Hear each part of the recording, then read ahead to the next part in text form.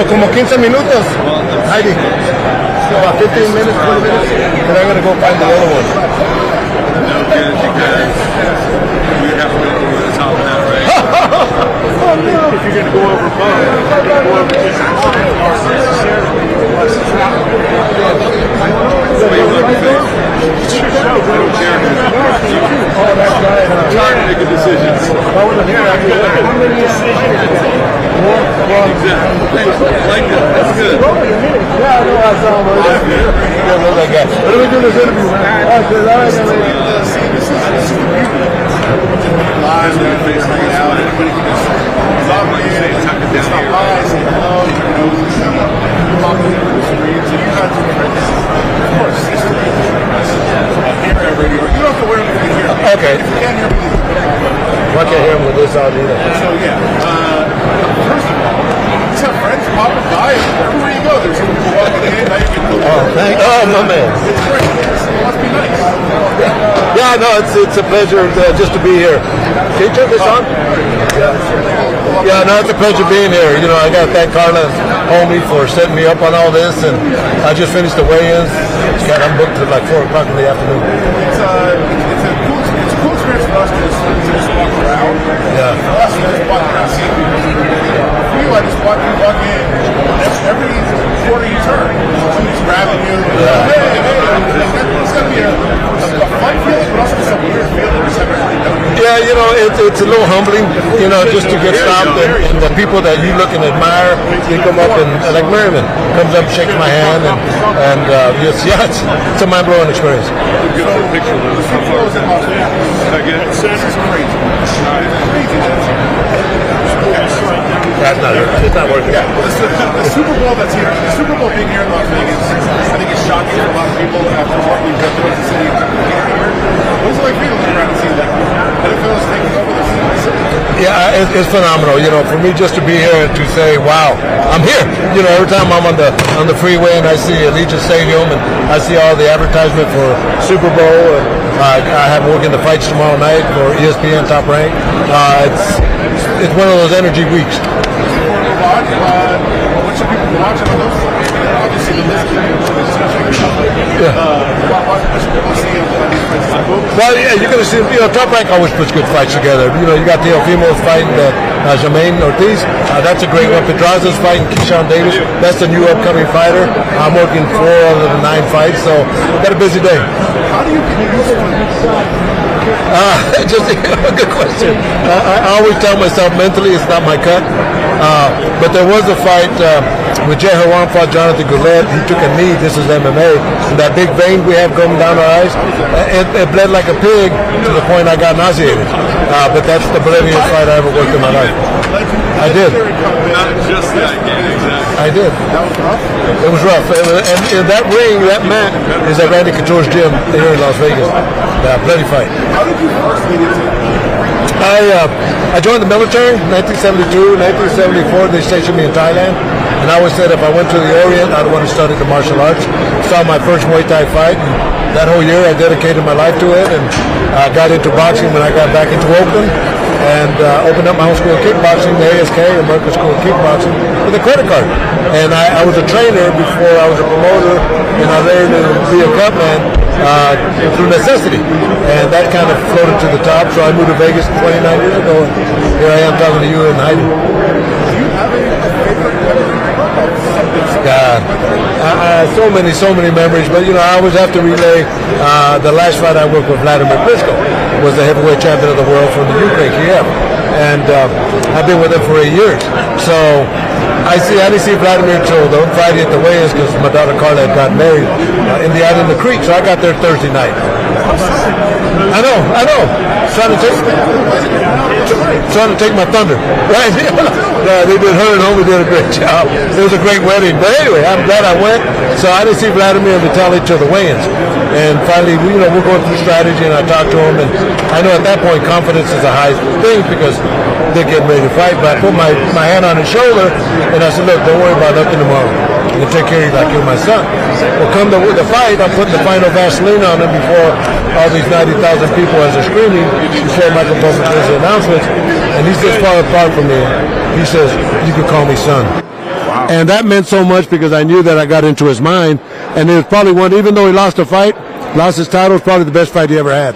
The fans were yelling, Klitschko, Klitschko, and Joshua, Joshua. So pure respect. I didn't see him until 3 months later. The last time I see Vladimir, I asked him, I said, Vladimir, that moment, why? Very simple. He said, Stitch, there's very few people I trust in my life.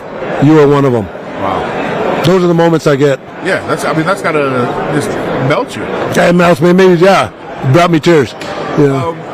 Do you, if it's a huge fight, like you have a job to do. If somebody needs you to take care of them, you take care of them. Do you get nervous if it's more people watching, more people in the building? Nah, not no more. God, no. Like I say, like Wembley Stadium. You got 90,000 Brits, but that's like 150,000 of somebody else, right? But no, not those days are. The adrenaline kicks in. Of course, with you're walking in and it's so loud that it's buzzing. And you're thinking, wow, here I am, right in the middle of the mix. I was going to ask something very stupid. I was going to say, are you rooting for somebody to get cut just so you can get in there and get your work done? You obviously don't want anybody to get hurt. No, but I do. Like, okay, this is my time. Yeah, no, but I do. When they do come, I know I can handle them. But I always prepare for the worst case scenario. Yeah, you never want to see anybody get cut, but when you do, then it's important for me or anybody else to take care of them. We tend to talk about the positive experience, the guys that you love, the Klitschko story, incredible. I don't want you to say a name, but has there been guys that are like, what a jerk? Like, this guy's just not a good guy. Yeah, you know what? It's Mark. I did an interview with former world champion Marco Antonio Barrera, and we did it in Spanish, but he asked me a question that's never been asked. You just asked that question again. Has anybody ever really disrespected you? And I said, no. Because I come in under a different capacity than everybody else. I come in to take care of him. Right. So why would he want to mess me up?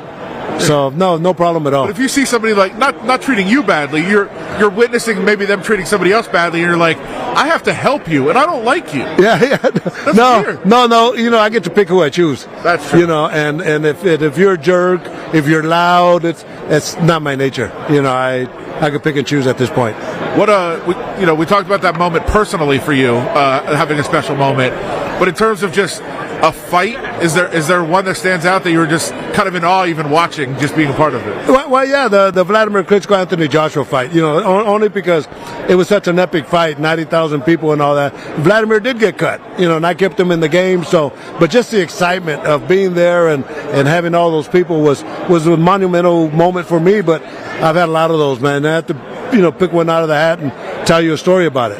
What about life in general? I mean, you get to enjoy, like you've gone through so long in the sport, being a part of it, being around everybody. What do you do to just kind of step away and enjoy yourself, enjoy your time? I stay home and watch TV.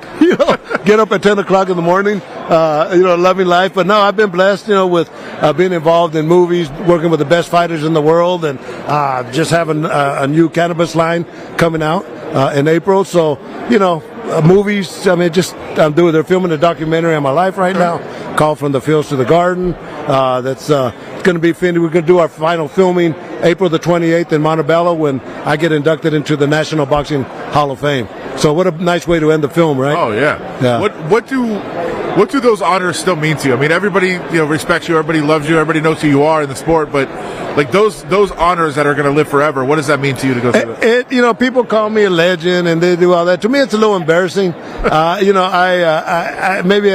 I should accept it a little bit more than what's being presented to me. But no, I'm honored, just to be included, and growing up as a farm worker, to reach my goals and the heights and to be inducted into the Hall of Fame, itself is a big honor. So you talked about loving the TV and the movies. You got any recommendations for us? Anything good we should be watching? Oh, I don't know. I'm not an actor. I'm the farthest thing from being an actor, bro. Yeah, but you enjoy it, though. You watch. I've been involved in 7 movies, right? So, but yeah, if you ask me about acting, ask me about anything like that, they just call me and I just show up. There you go. Yeah. Great stuff. Well, you got another fight coming up tomorrow. There's fights every week. You never get time off, I feel like. Yeah, I think last year I did like 43 shows, out of 52 weeks. Wow. My final show was New Year's Eve in Tokyo. And, that's how so I've been blessed. If it's a job, it's not even a job, it's an adventure. How can you I? have had fights all over the world. Is there a country that you visited maybe that you just loved? Yeah, well, Brazil was always nice. The people were nice. France, the food was great. Been to Abu Dhabi, Dubai, and all that. But for Germany, Japan for business, Germany for business, they were the best. There you go. Awesome stuff. Well, you're gonna stand up from here, and you're gonna have somebody run at you and beg you to come over and talk to them. So hopefully you can navigate this. Maybe get out, get some time to yourself, get away from this chaos. But it's wild to look around and see it, and it's cool to see you out here having a good time and enjoying it. It could be a worst case scenario, man. I could be home watching TV and saying, "Dang, I wish I was there talking to you." That's true. So that's true. No, thanks for having me on. And Heidi, I've known her for many, many years, I'm just so proud of the work she's doing, and you guys. So let's do this later. I got so many stories. Oh yeah. It's gonna take a little bit more than this. Oh, for sure. Actually, we didn't ask you about the game. So you got a pick? Nah. Well, if I one or the other, I'm gonna go with Kansas City, only because I was stationed in Whiteman Air Force Base in Missouri. And that was during when Arrowhead was like 10 years old. Yeah. And it was brand new. And I remember I was like a little kid. I'd go over there and check out the stadium. So, awesome. Got to go with them. Cool. Thank you so much. Appreciate it. Thank you also, my man. Appreciate it. Great stuff. Thank you. Enjoy the rest of the day. I will. Duran with us. Good stuff out here. And again, back to the room. We see all the chaos going on around us here. It's actually busier, I think, than it's been all day now.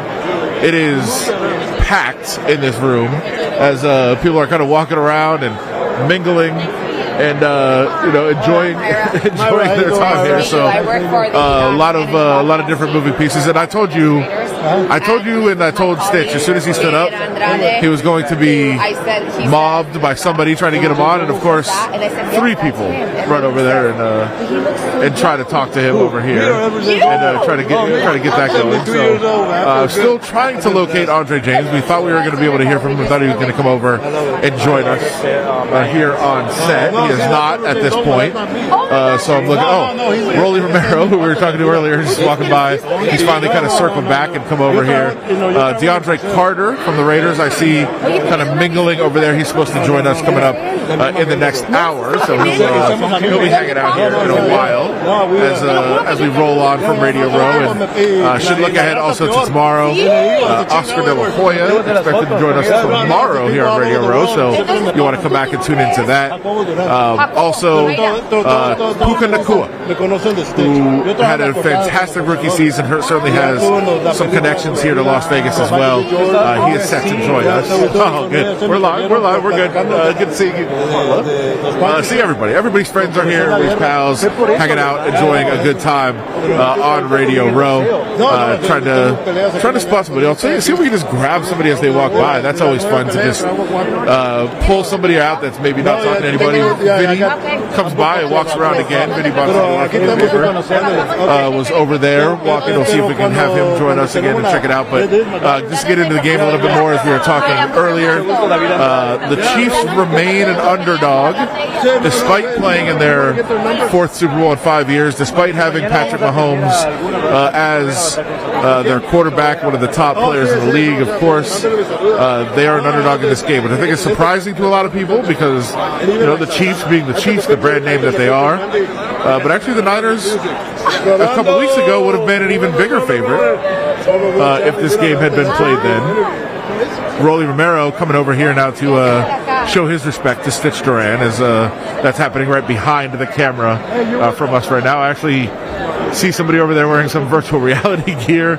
Looks like they might be promoting a new game as well over on that side. I will say, okay, never mind. I thought somebody was going to share their number, but they actually just typed it into the phone. I didn't want them to do it in earshot of the microphone. I thought that was about to happen, so I was about to stop them from doing that, but looks like we have averted that crisis as they're just typing it right into the phone.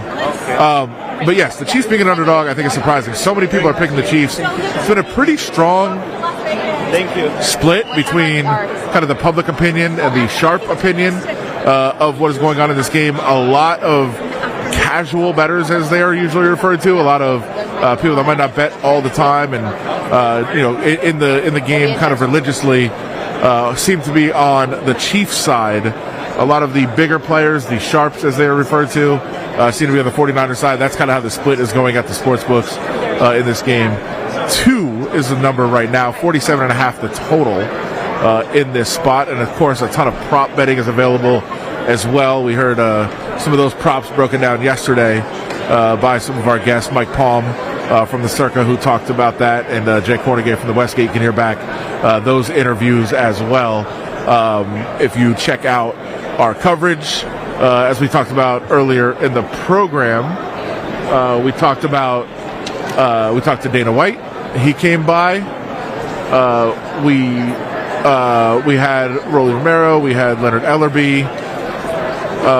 We have Reverend. We're rebooking some guests for tomorrow. Puka Nacua, again, confirmed for tomorrow, so he will be there. As that's kind of going on in the background. If you hear it, that is what's happening. So that's kind of what goes on here. You're just kind of moving pieces all the time. Tomorrow we have Puka Nacua. It sounds like we're going to move that about 15 minutes earlier, so 11:15 that we will be on tomorrow with Puka Nacua. Also, Oscar De La Hoya, as we mentioned, a bunch of interviews up from yesterday. If you want to go check out reviewjournal.com. And earlier today, that Dana White spot. There's DeAndre Carter you're going to see in camera right behind me as he walks by. I saw him out of the corner of my eye.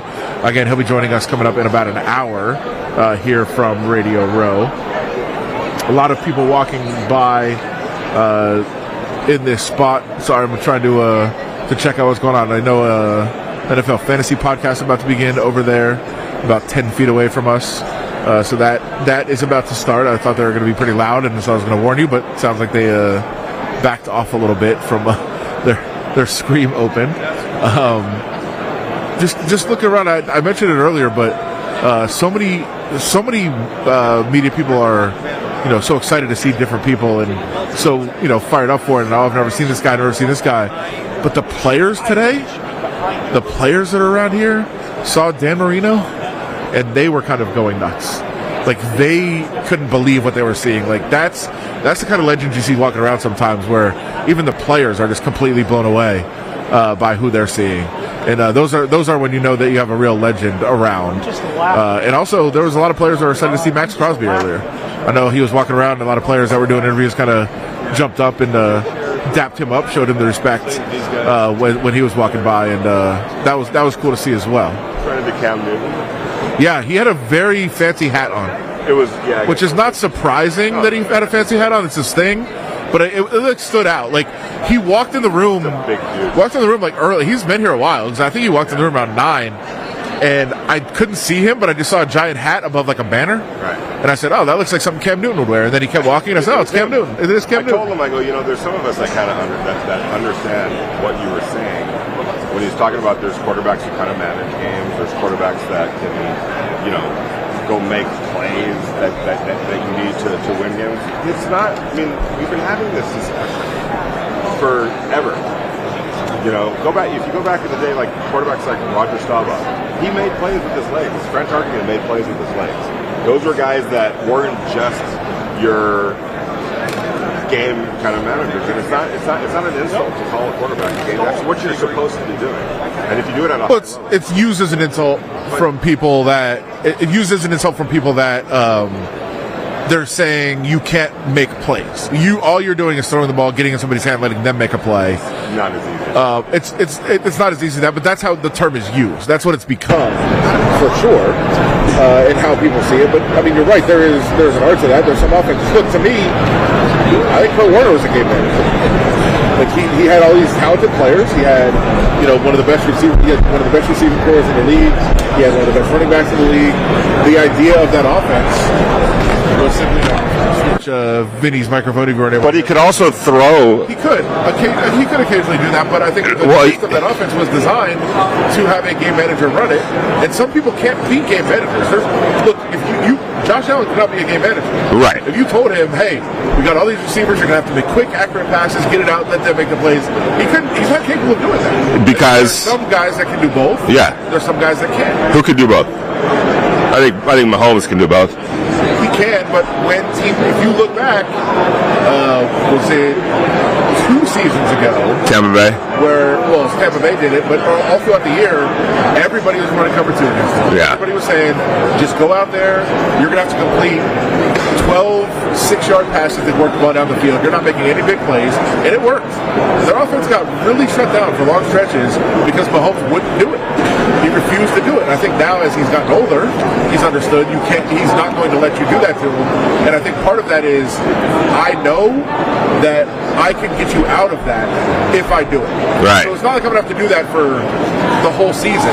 I have to do it for a couple games, and then you're going to back off of it, and then I can do what I want. You know, I had a conversation with C.J. Stroud last year at the scouting combine, and the big criticism on C.J. Stroud was he didn't run. He didn't run enough, right? And I asked him about that, and he's like, here's the thing. Because people need to realize like how much time we literally put in these plays, from drawing it up to talking about it in the classroom to getting on the practice field and repping it over and over and over again.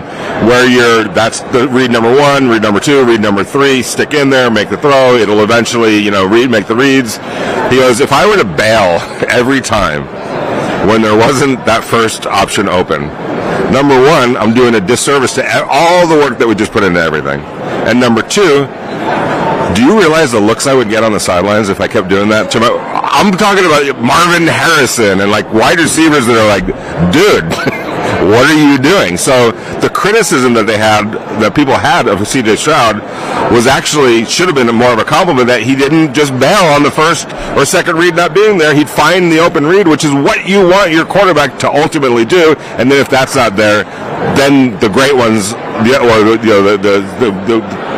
the great ones that are built a little bit differently to be able to do this can now make a play with their legs. Yeah, for sure. And so this all started with Cam Newton and his comments, and it certainly is because of Brock Purdy. I mean, that's the reason that. But he's made some plays with his legs.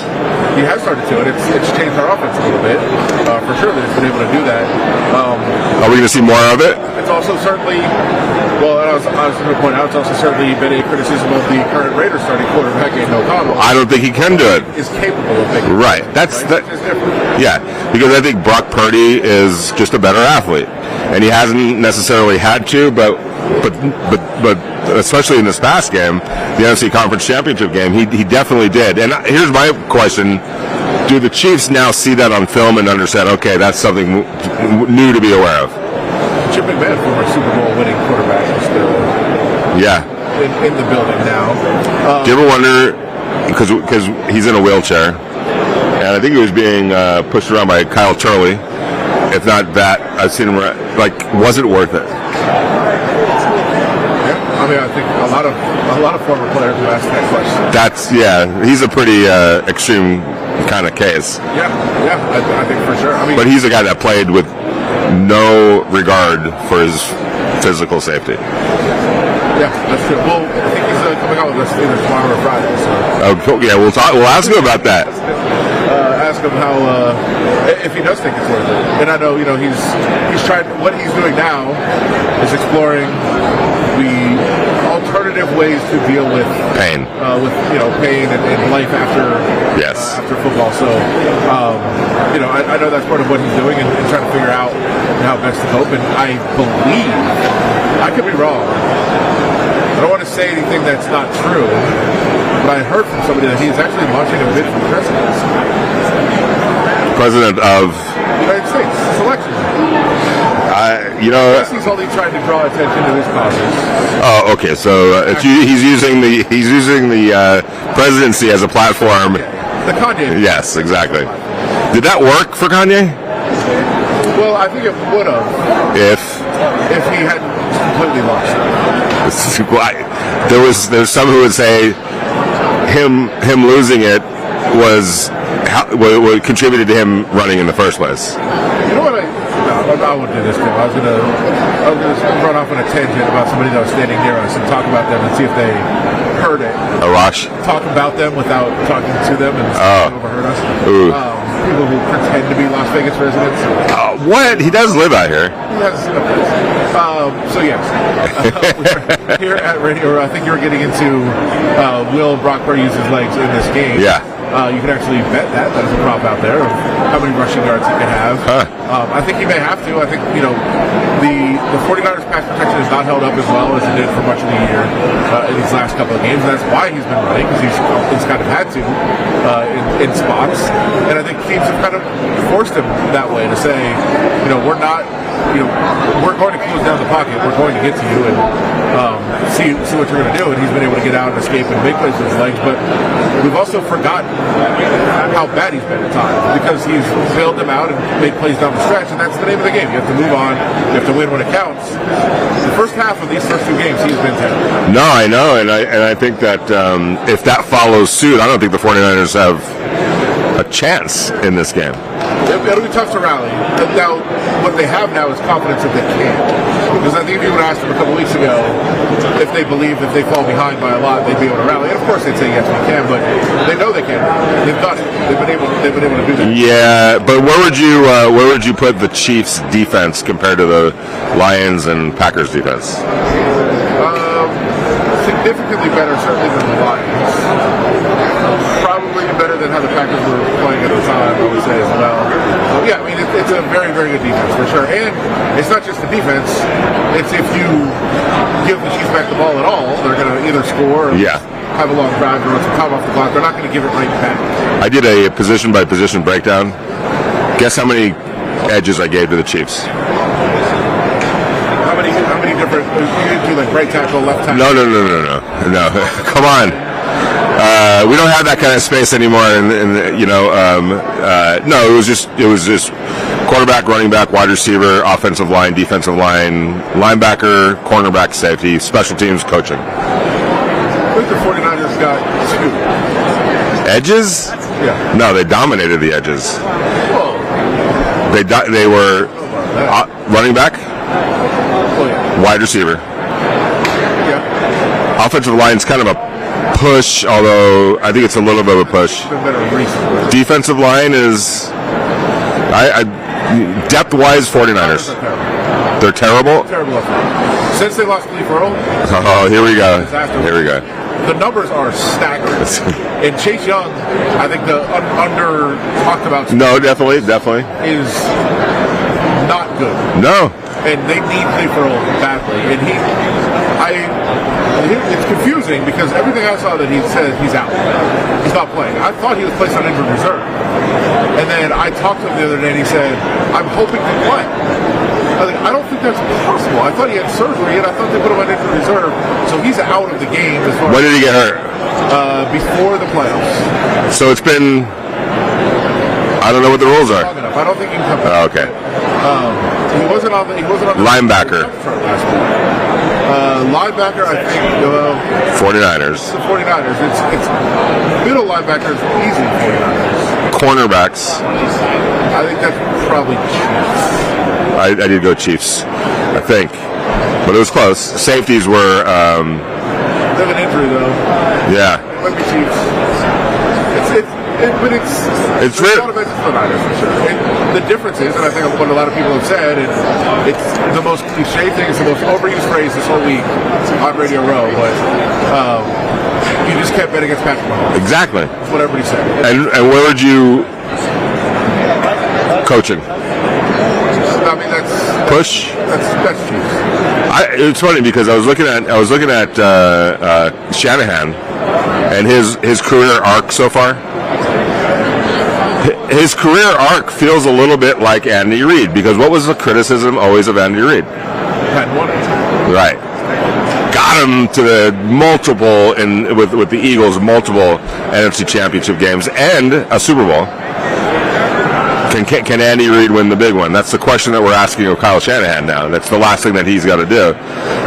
So does he go through the last guy that we were really asking that question about to get his? Who do you think is going to win? I've gone back and forth many times, so I'll decide Saturday. But for right now, I'm saying Chiefs.